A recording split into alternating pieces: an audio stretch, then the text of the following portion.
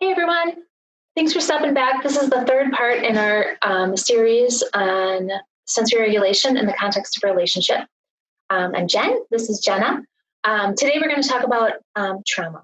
So we're going to talk about it through the lens of attachment and sensory processing as we went over in our earlier presentations. So let's get started. First, what we're going to do is talk about trauma and what it is. So trauma is what happens to a person when there is either too much too soon, or too much for too long, or not enough for too long. So that's really general. And what can happen is a variety of different things. So we can't always identify trauma as one specific instance or group it into one specific thing, like along the lines of something that happens in a medical facility or something that happens in an unsafe neighborhood. Trauma is really, really specific to the person that is experiencing it, and it really can throw off their ability to get through a situation and to feel like they are safe and in control and can cope. So another quote that we like to utilize says that for those that are habituated to high levels of internal stress since early childhood, it is the absence of stress that creates unease, and that can evoke boredom and a sense of meaninglessness. People may become addicted to their own stress hormones, which are adrenaline and cortisol. So there's so many different things that happen to our systems when we experience trauma, because the stressors inside of our brains and our bodies can go on high alert. And when this happens for an extended period of time, it can cause some really big impacts to people. One of the things I think about, Jenna, with some of our kids that we work with in that context is if you work with any kids with a trauma history or early hard life experiences, just when things get calm, something happens, where they'll throw something or they'll come up and get upset with you about something. And so I think that quote highlights that really well, how sometimes for our kids who have early trauma histories, that idea of being calm and in an organized place can feel uncomfortable. And so their systems at an unconscious level find something to get themselves into a more cortisol or adrenaline state. Mm-hmm. For sure. So just a couple more really easy explanations of what trauma is so that we can really get that ingrained in our brains, is that trauma is an experience that overwhelms a person's ability to cope. And it threatens this felt sense of control that a person has in a situation. And like I had mentioned before, each person responds to traumatic experiences differently based on their past experiences and some of the predispositions that they might have. So maybe their parents have really helped them to get comfortable in high stress situations. So some things that could be traumatic for others might not be for them. And it really kind of depends on a variety of different factors. So that's one point that we really want to drive home, is that trauma is not a universal thing. It really impacts people in a variety of different ways.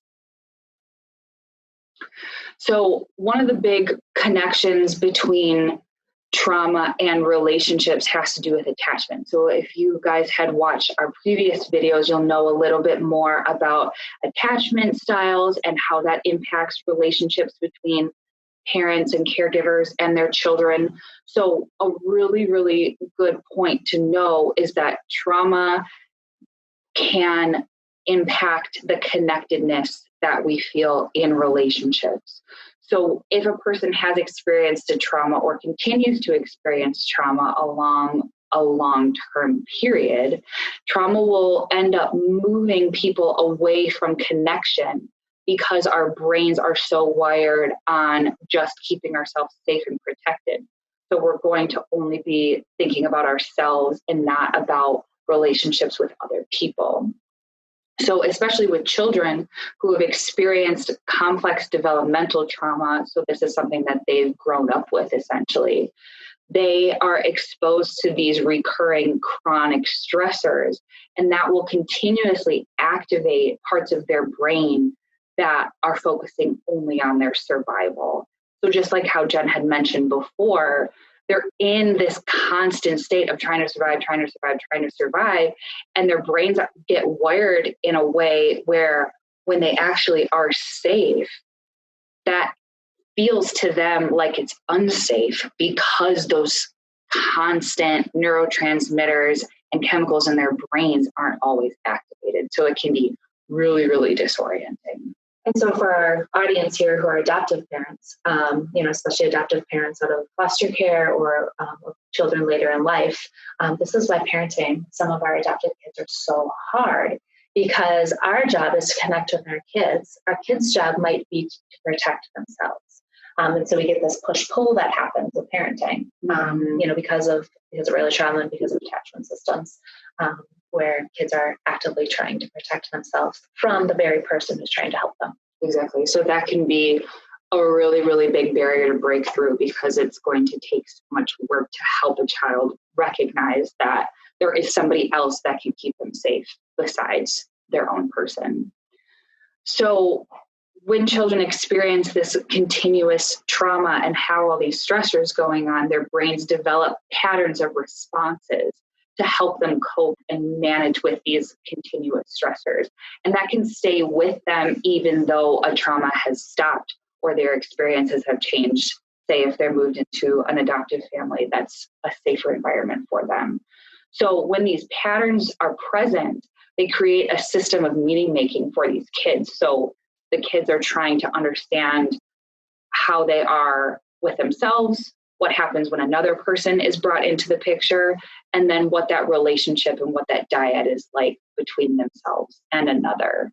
So when this happens, the attachment styles are really, really important to recognize, because there's this meaning making that happens where the kids are trying to figure out if there are themes of safety and trust and acceptance, and that can become a really black and white thinking pattern for them initially. So they're trying to figure out, is this safe versus unsafe? Is this something that I can accept, or do I need to reject it?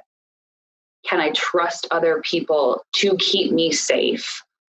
Or is this somebody that I need to keep at a distance because this doesn't feel right for me? So we referenced trauma a lot, and I know in today's world, trauma is such a buzzword, right? With the ACEs research and all of the great research that's coming out about trauma. I think it's important to just spend a couple of minutes just defining how we can come about having some traumatic experiences in our body. Because I think that there's a bit of a stigma, right, about trauma, that, something bad happened to you, which of course is the case a lot of the time, but not always is it that obvious.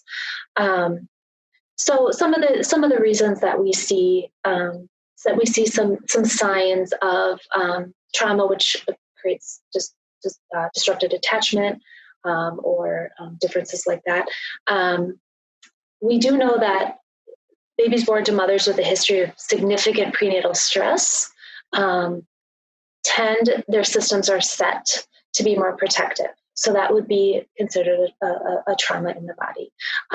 So significant prenatal stress could be, violence to the mother, could be, poverty, could be a lack of support, could be anything that creates an increased cortisol level in utero for the baby. Prematurity, right? Babies are meant to be inside for 9 months for a reason. There's all sorts of developmental stages that happen in utero that supports babies effectively being able to manage the world when they come out. So prematurity it can be a big one. The sensory systems are not set up to handle the outside world prior to about 9 months in utero. Medications or other interventions that are used at birth that shift and change our neurochemicals could be something that would create a system that is more attuned to a trauma response. Medical trauma, right? We know that babies who spend some time in the NICU, there's a lot of work done in order to support that system. We know that, children who have significant GI issues, we're seeing some trauma responses in children with that. And then, other medical traumas that happen along the way. An interesting one is feeding methods. Is something I see as an occupational therapist a lot. That can really set up some interesting relationships with food, which can be considered a trauma. So this would be force feeding. This would be kids who are post-institutionalized, who don't have control over how the food comes into their mouth, where they might be fed really quickly in order to just get the calories in. This might be super restrictive times when kids are able to eat, so that their hunger satiation cycles aren't supported. Could create some trauma. Separation, right? Separation from an attachment figure is a clear something that can happen that sometimes will create a trauma response. Chronic pain, I've referenced some of our kids who have chronic GI issues.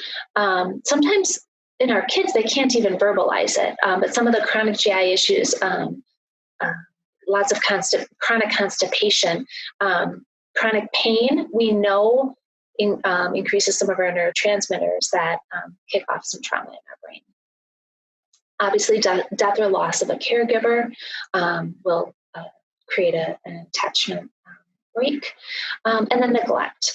The research shows that neglect is sometimes even more difficult to process in the brain than overt abuse. So neglect, where kids are not cared for in the way that they need to be, is a huge trauma. So another thing that you might hear in some of those buzzwords that get thrown out when we're talking about trauma is big T versus little t when we're talking about trauma. So this is just a way where we can kind of categorize some of the different instances that can happen that would be considered traumatic for a person. And like we had mentioned prior, trauma is not a one-size-fits-all. It's very independent, and it matters what sorts of coping skills people have in place versus what they don't. So when we're talking about a big T trauma, this is something that maybe happens over a long period of time. So repetitive experiences such as physical abuse or neglect can be something like a very serious injury, like with a car accident, or something that happens and it's just like this one-time thing, but like really, really big deal where there may need to be some very serious medical attention. Sexual violence is another example. Natural disasters, so hurricanes, fires, tornadoes, war, and other things that might be life-threatening where a person feels like they have absolutely no control and don't know if they're actually going to physically survive an experience. And then we talk about little t trauma. These are things that maybe aren't as grandiose. They might be a little bit lesser in intensity, but could happen over a period of time as well. So some of those examples are emotional abuse, bullying or harassment, a loss of a significant relationship. This could be like with a caregiver, like Jen had previously mentioned. This could be with a very close friend or a romantic partner. This could be an abrupt relocation. So a lot of times we see trauma responses in kids who have moved. Maybe they've crossed state lines, or specifically for children that are being placed in new homes with adoptive parents. This can be a trauma for them because their felt sense of safety and their norm is totally changing, and that's bringing about some really big stressors for them. This can also be another example is neurological differences that can cause the world to be too much. So if people have various disorders where their processing is different, or something along those lines where their felt sense is being turned upside down, that can be traumatic for them because of the way that they understand the world. Let's talk a little bit more about the neurological piece. So, as Jenna talked about, big T trauma are the ones that are pretty overt, right? We kind of like, oh yeah, that was a thing that happened. That would make sense why somebody would be reacting in a traumatic way. Those little T traumas are a little bit harder to figure out, harder to parse out. What we see in my work as an occupational therapist is for some of our kids who have neurological systems where their sensory processing isn't working well for them. it creates this sense of you don't know what it's like to be me. You don't know what it's like to be in my body because my body isn't working the same way as yours is. It hurts my body to go out in public and be around crowds. It hurts my ears. It hurts my vision. So there's this sense that kids experience of like, you don't understand me, even with a really attuned, caring, amazing parent who's doing everything in their power. Kids who have really differences in their sensory processing systems can experience the world as really one that doesn't understand them in any which way. Another outcome of, the sensory system creating sort of a traumatic response to kids is when they're not able to regulate their systems and their body is just out of control and they don't have any ability to fix it in the moment. Adults think I'm naughty, right? Adults think I'm naughty because I'm not in control of my body. And so then I must just be a bad kid. This creates sort of this traumatic wheel in people's heads of who they are, and that sort of them that they need to protect themselves from the world. So when we think about these more neurologically based reasons why we would see some trauma responses, we like to really think about how do we support attuning? How do we support those caregivers to attune to what's really going on with that child so that we can work on the trauma through direct work with those sensory systems. So that's kind of that tie-in to some of that sensory work, attachment work, and how they kind of sometimes can go together. So another really important point that we wanted to share was just about how our bodies can respond to these traumas and these big stressors. So we wanted to introduce the Polyvagal Theory, which is the biological order of human response to various experiences. So mainly we're looking at the brain and the nervous system and what happens inside of our bodies when we or our children have experienced a trauma. So our nervous systems are always working to determine if a situation is safe or not. And we're not always cognizant that we're thinking this. I don't know if there's really ever consistent points in the day where we're thinking, oh, am I safe walking into this room that I've frequented a number of different times? But based on what we sense when we are actually tuning in, we can then figure out how we're going to respond. So we have our autonomic nervous system that lives inside of our bodies. And this is broken up into two different parts. So we have the parasympathetic nervous system and the sympathetic nervous system. And then out of the parasympathetic nervous system, we have what's called a vagus nerve. So the polyvagal theory, we're talking about the vagus nerve. That's a really big portion of it. And the vagus nerve, just like how the autonomic nervous system branches into two different parts, the vagus nerve also branches into two different parts. So we have our ventral pathway of our vagus nerve and our dorsal pathway of our vagus nerve. One thing to know about the vagus nerve that I still find fascinating is that it branches down through your mouth. It branches all the way down to your gut. So we talk about gut sense. We talk about trusting your gut. That statement's been around for a long time. That's your vagus nerve. That's your vagus nerve giving you information. Am I safe or not? So we've talked about that forever, but there's actually a real biological pathway there. Mm-hmm. Yeah. So when we look at all of these different aspects of the polyvagal theory, we wanted to give you guys a little bit more insight into what all of these different parts do for us and how those responses can look. So our sympathetic nervous system, its job is to prepare us for action. So based on what we're sensing, what we're observing in a given situation, our sympathetic can turn on to either bring out a fight or a flight response. So signs that you're in a fight-flight response. If you want more information on this, go back to my talk on regulation, where we kind of break this out a little bit more. But signs that you're in a fight or flight response that you might see in the child or you might see in a partner are that movements are going to become bigger muscle tone is going to increase a little bit. The eyes are going to be scanning for safety. So this is where people kind of start really looking around. They're scanning for safety. Breath turns on a little bit more, so things get a little louder in our systems. Movements tend to be a bit more chaotic in nature. They're not smooth and rhythmic when we're in a fight or flight response. A true fight or flight response, right, is getting ready to protect yourself by fighting or running.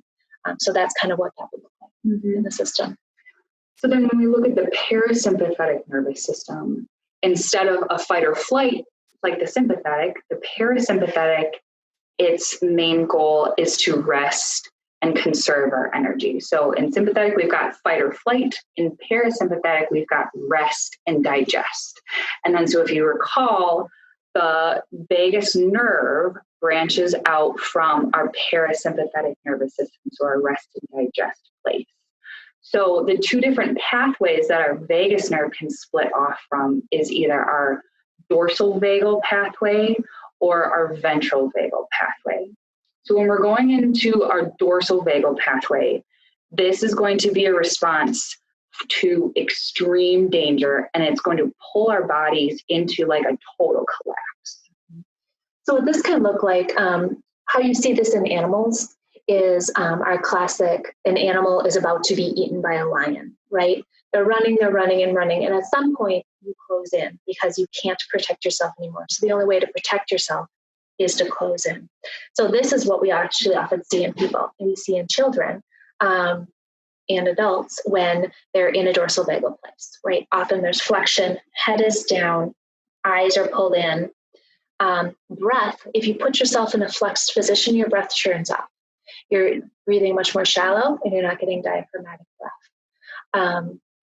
What we see from a visual perspective, what we see in our teenagers is, right, they put their hoods up, they pull into their phone or their device. Processing is often very, very delayed.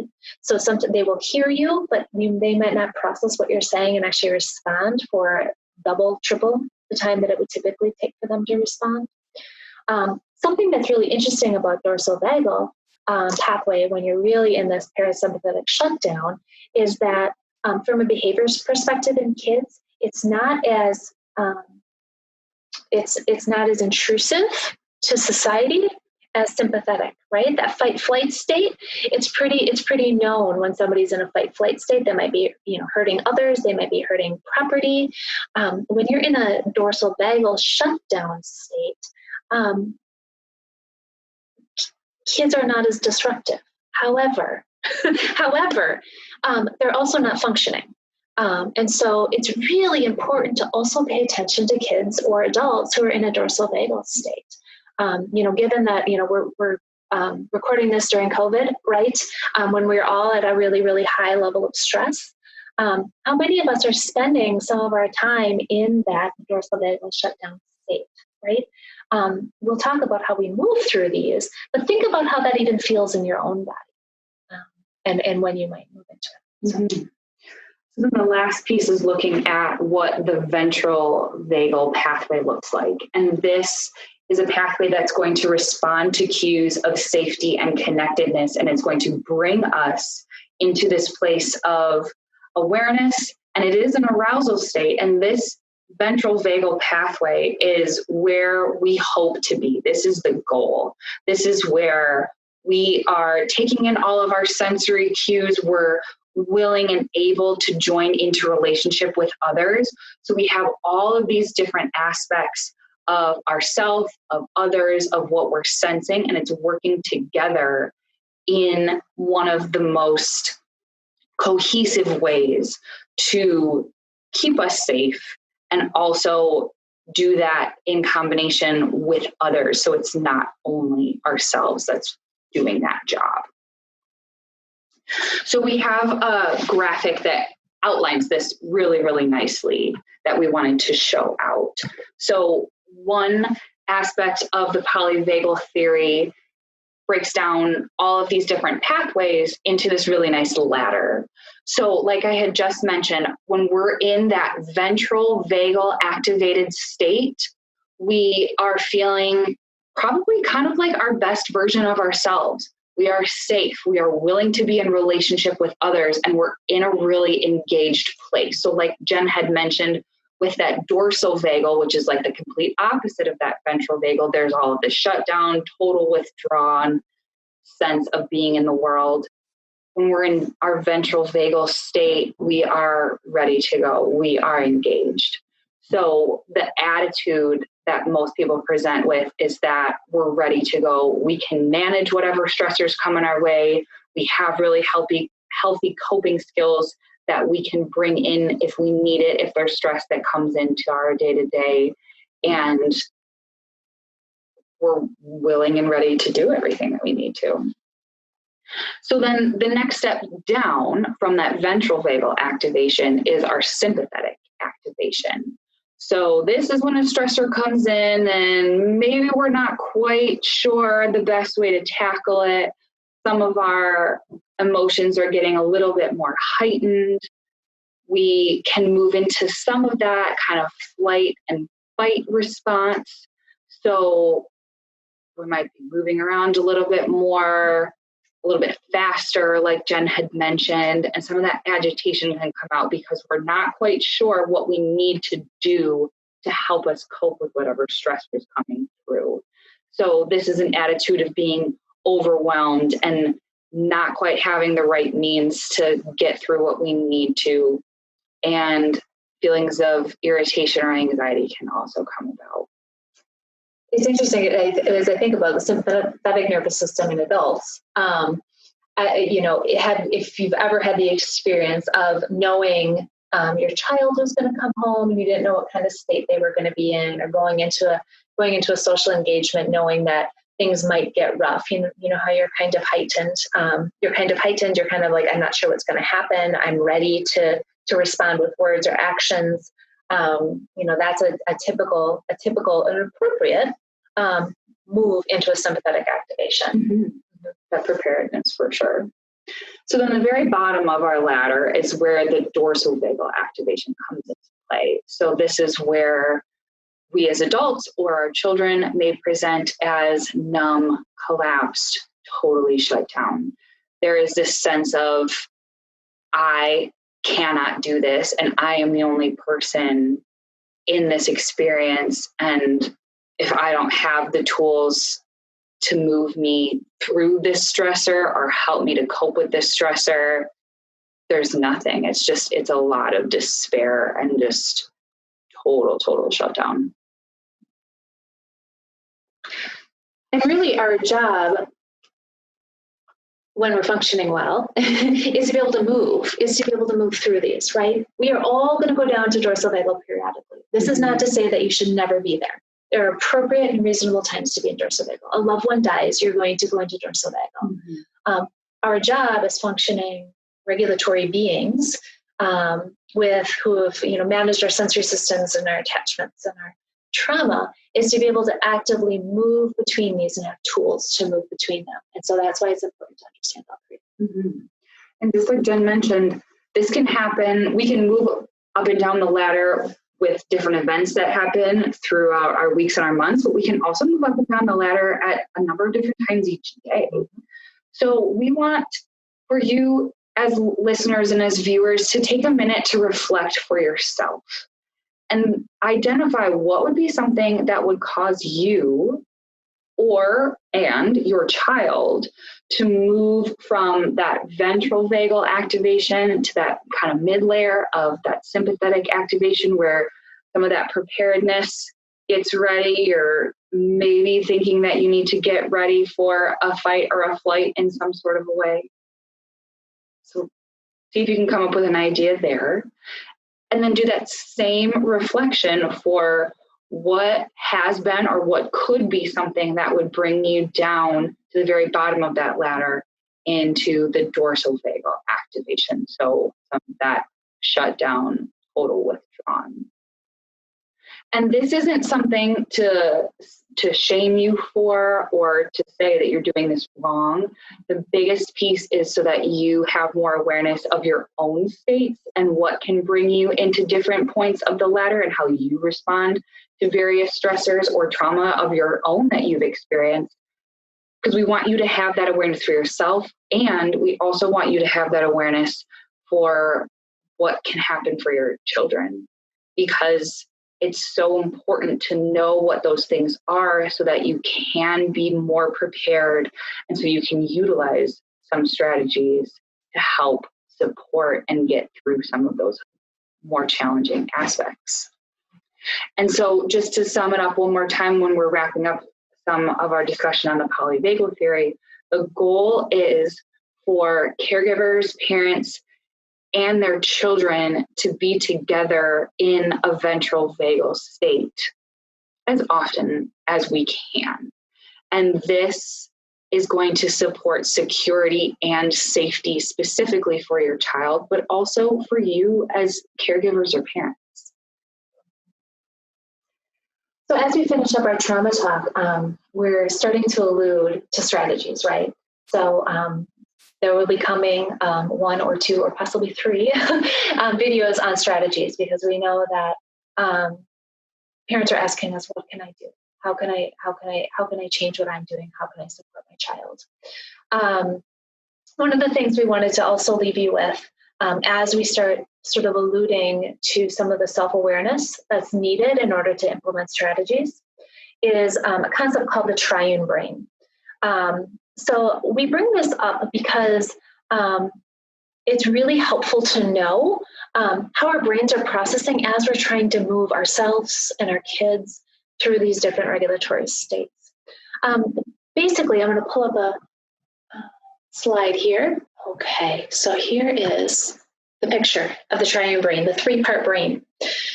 This is really important because it's going to inform the strategies that we're going to start talking about using. And as we send you off with some self-reflective practices, this is really important to think about. So basically we have 3 parts of our brain. You can think of it as our fist. Our inside part is called our brainstem and our cerebellum. It's our lizard brain. Right? This part of our brain is very, very primitive. Its job is just to keep us safe. Its job is it's autopilot. It acts quickly. If you're feeling like you're in danger, your lizard brain's going to turn on, and it's going to be the only thing working, the only thing activating. The next layer that's kind of in here is our limbic system. This is our mammalian brain, right? So this is our emotions, our memory centers, our attachments. So this is where that our emotions kick in, and we start thinking about, we start feeling our feelings. And this top layer is called our cortex. So in this cortex is where our thinking happens. This is our rational brain. This is our ability to reason. This is our ability to rationalize. This is our ability to have conversations about behavior. We bring this up. We bring up the triune brain because, as we just talked about the polyvagal theory and that ladder, if you're in a fight-flight state or a dorsal vagal shutdown state, really the only thing that's on is your lizard brain. Maybe a little bit of your limbic system. Your cortex isn't necessarily on. So that means that strategies of talking kids through when they're in a sympathetic state isn't going to be effective. So something we think about as we're preparing you for some self-reflection around how we regulate and how our children regulate is, what are we doing now when we're seeing dysregulation, when we're seeing somebody in a sympathetic state. We will, in our next videos, lead into what we could do that might support this triune brain and the development a little bit more quickly for us. So this is, again, just to reiterate why we're asking you to practice some awareness for yourself and for your children. Because if you can see that they're moving down the ladder, then now you're going to have that knowledge to know, okay, there's various parts of your brain that are not going to be firing like we would want them to be. So then with that awareness, you all as parents and caregivers can have the knowledge to know, okay, when I have the steps and the strategies to utilize, I've got to meet my kids at the functioning that they can easily access. Because if you're just trying to spew out all of this knowledge and their thinking and their language and communication part of their brain isn't working, there is not going to be any sort of connection or able for them to ingest that info. It's just not going to work. It's not going to match. So we need the caregivers and the parents to have that awareness to then give them the most successful strategies based on how their brain is wiring and firing when they're stressed, when they might be reliving some of their trauma. And so the last little bit is just kind of working more along the lines of that same concept of figuring out how all of these different bits that we've talked about. If you've seen our previous discussions, we've talked through attachment, we've talked through sensory systems, and we've now talked about trauma. So there's so many different aspects that impact how a person behaves and how they view the world.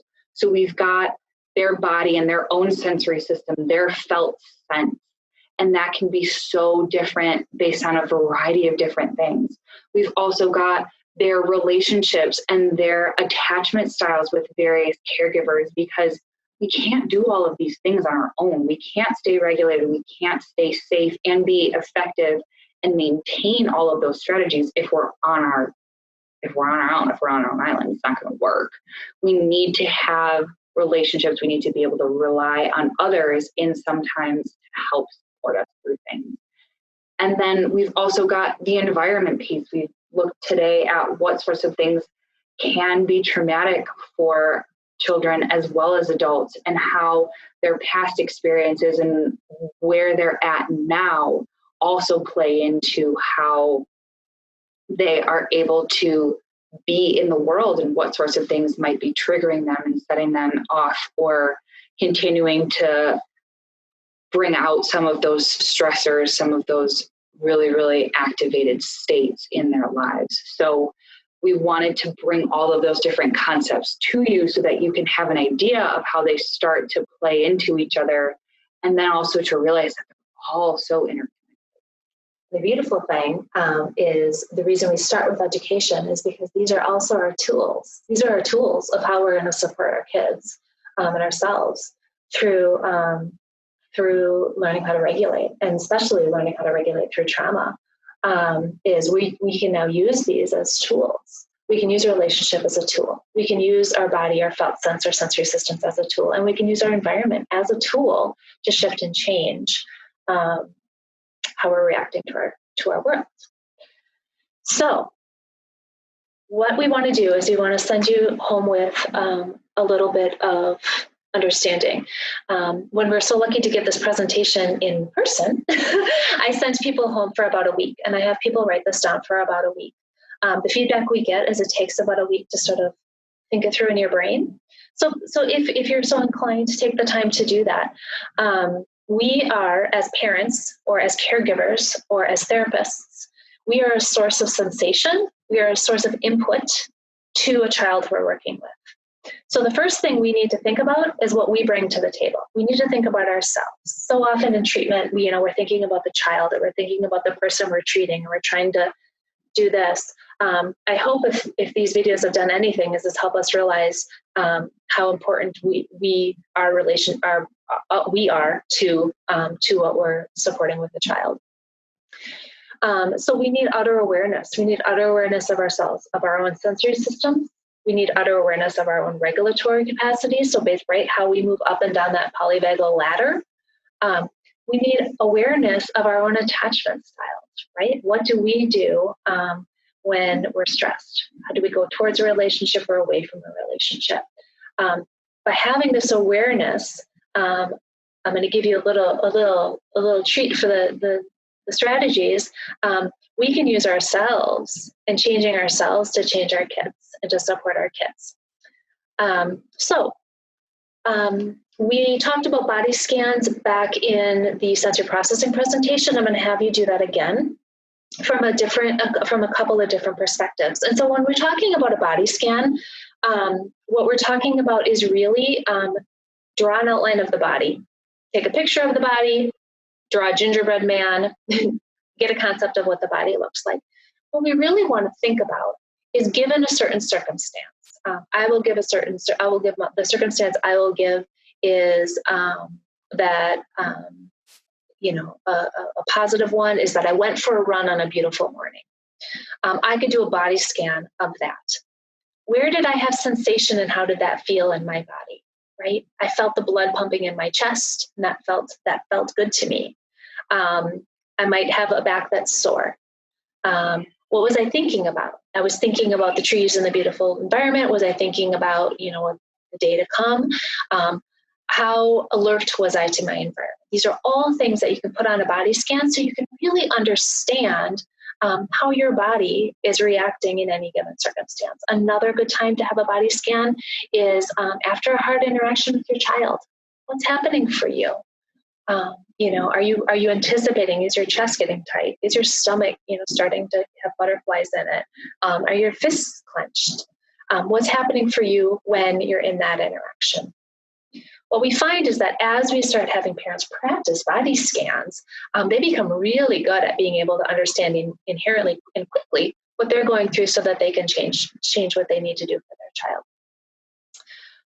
So that's what we'd love to leave you with today. Look for our upcoming presentations on strategies, which is really fun. We always feel like these videos are important because you need the education before you can really implement the strategy as well. All right. Thanks so much.